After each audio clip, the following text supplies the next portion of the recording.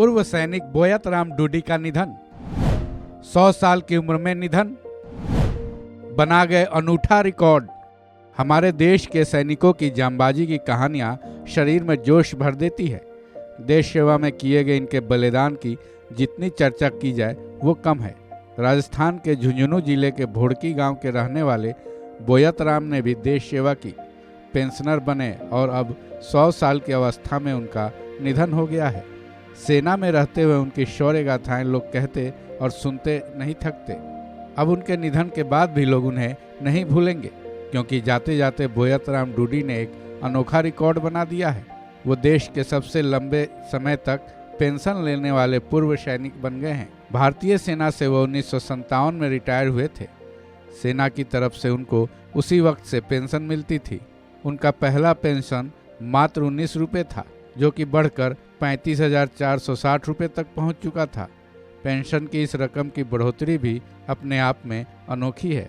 30 जनवरी 2022 को 100 साल के पूर्व सैनिक बोयतराम डूडी को अंतिम विदाई दी गई। उनके पार्थिव देह के दर्शन करने और अंतिम यात्रा में शामिल होने के लिए दूर दूर से लोग उनके गांव भोड़की पहुंचे थे। लोगों के मुताबिक उनमें खास बात ये थी कि उम्र की इस अवस्था में भी वो हेल्दी थे। वो अपना सभी काम खुद कर लिया करते थे। कहते हैं रिटायरमेंट के बाद भी उन्होंने कई बड़े काम किए थे। रिटायरमेंट के बाद भी उन्हें कई अवार्ड प्रदान किए गए थे। उन्हें ग्राम गौरव अवार्ड प्रदान किया गया था। साथ ही सेना के अधिकारियों और गांव वालों की तरफ से उन्हें कई बार सम्मानित भी किया गया था। बोयतराम डूडी का जन्म 21 जुलाई 1923 को हुआ था। जब वो 19 साल के थे तब 1942 में उन्होंने ब्रिटिश सेना में ज्वाइन किया था। उनके पोते मुकेश के मुताबिक 1942 में सीकर में सेना भर्ती रैली हुई थी, जहां वो भोड़की से पैदल चलकर ही पहुंच गए थे। ब्रिटिश आर्मी के सिलेक्शन के बाद उन्होंने लीबिया और अफ्रीका में 6 मोर्चों पर जंग लड़ी थी। इस लड़ाई में उन्होंने अदम्य साहस का परिचय दिया था।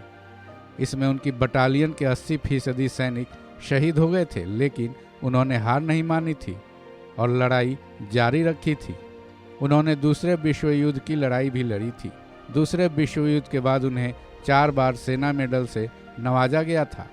लीबिया और अफ्रीका से जंग से लौटने के बाद वो भारतीय सेना से 1957 में रिटायर हुए थे। उनके पोते के मुताबिक पूर्व सैनिक बोयतराम डूडी महात्मा गांधी और नेहरू से प्रेरित होकर भारतीय सेना में भर्ती हुए थे। इस खबर में बस इतना ही। बाकी अपडेट्स के लिए जुड़े रहिए वन इंडिया हिंदी के साथ।